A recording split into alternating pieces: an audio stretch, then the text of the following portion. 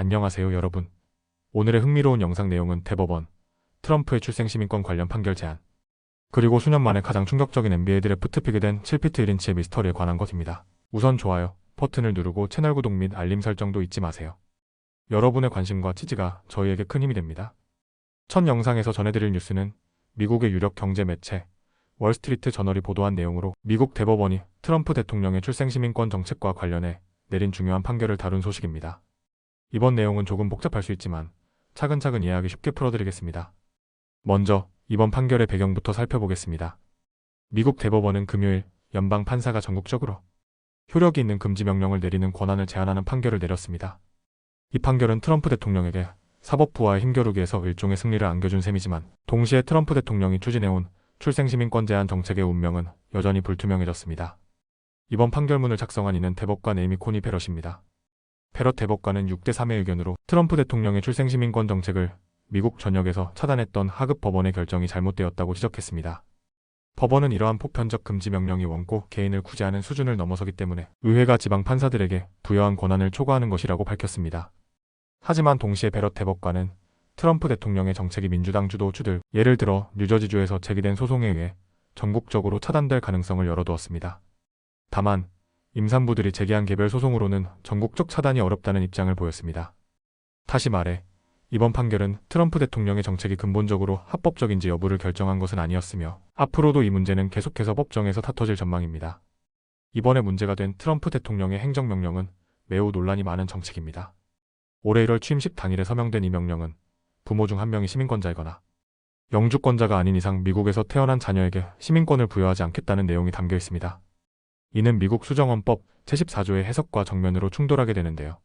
이 조항은 미국에서 태어나거나 귀화하고 그 관할권에 속하는 모든 사람은 미국 시민이다라고 규정하고 있기 때문입니다. 트럼프 대통령은 이 수정헌법이 불법 이민자나 단기 방문자의 자녀에게까지 시민권을 보장하기 위해 만들어진 것이 아니라 노예 해방 이후 흑인 미국인들에게만 적용되기 위해批准된 것이라고 주장하고 있습니다. 이번 판결 이후 트럼프 대통령은 백악관에서 기자회견을 열고 지방 판사들이 차단했던 자신의 여러 정책들을 이제는 추진할 수 있을 것이라고 자신감을 내비쳤습니다.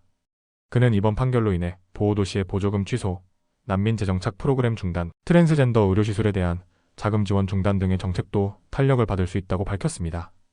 트럼프 대통령은 오늘 아침 대법원은 헌법, 권력 분립, 그리고 법치주의 측면에서 기념비적인 승리를 거두었다며 대법원에 감사를 표했습니다. 하지만 이번 판결에는 반대 의견도 있었습니다. 소니아 소토마요르 대법관은 다수 의견이 트럼프 행정부의 입장을 지나치게 수용했으며 오랜 기간 지켜져온 법적 원칙을 무시했다고 비판했습니다. 그녀는 이번 판결은 정부가 헌법을 우회하도록 허용하는 것이나 다름없다며 앞으로 행정부가 헌법적 권리를 침해하는 정책을 시행해도 연방 법원이 이를 완전히 막지 못하게 될 것이라고 경고했습니다.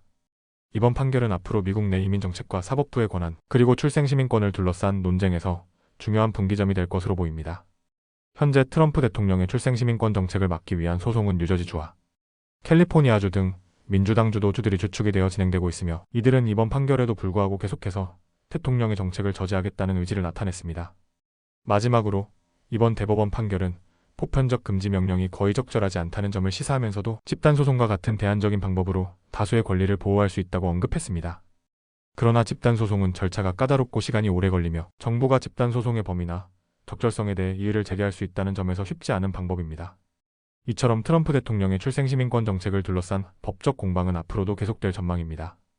오늘의 내용은 월스트리트 저널의 보도를 바탕으로 재구성한 것으로 여러분이 미국의 헌법과 사법, 이민 정책의 복잡한 현실을 이해하는 데 도움이 되었길 바랍니다. 다음 영상은 미국의 대표적인 경제 매체 월스트리트 저널이 보도한 아주 흥미롭고도 놀라운 스포츠 뉴스를 전해드리겠습니다. 이번 소식은 NBA 드래프트에서 일어난 믿기 힘든 이야기인데요. 중국 출신의 무명센터 양한센 선수가 어떻게 전세계 농구 팬들을 충격에 빠뜨렸는지 지금부터 차근차근 알려드리겠습니다. 먼저 올해 NBA 드래프트의 한 장면을 떠올려 보시죠. 무대 위에는 농구계의 차세대 스타들이 차례로 호명되고 아담 실버 커미셔너와 악수하며 모자를 쓰고 있었습니다. 그런데 그 순간 누구도 예상하지 못했던 이름이 불렸습니다. 바로 중국 산둥 출신의 20세 센터 양한센이었습니다. 양한센 선수는 이번 드래프트에서 1라운드 16순위로 포틀랜드 트레일 블레이저스의 지명을 받았는데요. 사실 그는 드래프트 전까지 그리 주목받는 유망주가 아니었습니다. 드래프트 분석가들은 대부분 그가 2라운드 후반에나 지명될 수 있을 것이라 예측했거나 아예 지명받지 못할 수도 있다고 생각했습니다. 그래서 그는 다른 유명 유망주들처럼 그린룸에 초대받지 못했고 대신 관중석 한가운데 앉아 있었습니다. 키 217cm의 거대한 체구를 접어 관중들 사이에 앉아있는 모습은 꽤나 인상적이었습니다. 하지만 포틀랜드 구단은 그의 숨겨진 잠재력을 일찍이 알아보고 있었습니다. 양한센 선수는 중국 농구협회, 즉 CBA의 칭다오 이글스에서 뛰고 있었는데 이 리그는 NBA 스카우트들이 자주 주목하는 무대는 아닙니다.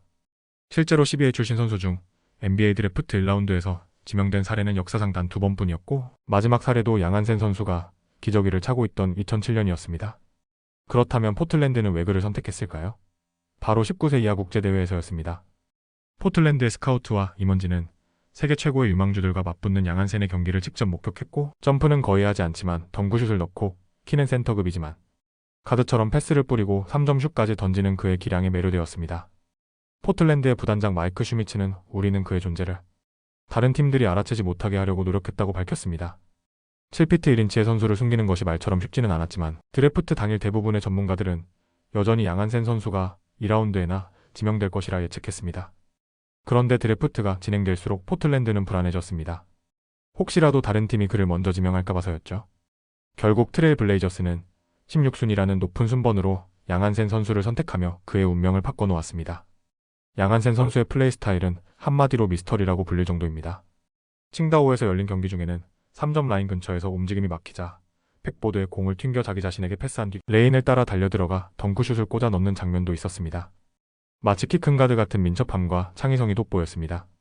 포틀랜드의 감독인 천시 빌럽스 역시 그의 가능성을 단번에 알아보았습니다. 드래프트 전 유망주들과의 훈련에서 빌럽스 감독은 양한센의 에이전트에게 이렇게 말했다고 합니다. 양한센은 체육관에서 가장 뛰어난 선수였습니다. 결국 이날 밤 양한센 선수는 드래프트에서 자신의 이름이 불린 최초의 CBA 선수 중 한 명이 되었고 동시에 최소 910만 달러, 최대 2140만 달러 규모의 계약을 보장받게 되었습니다.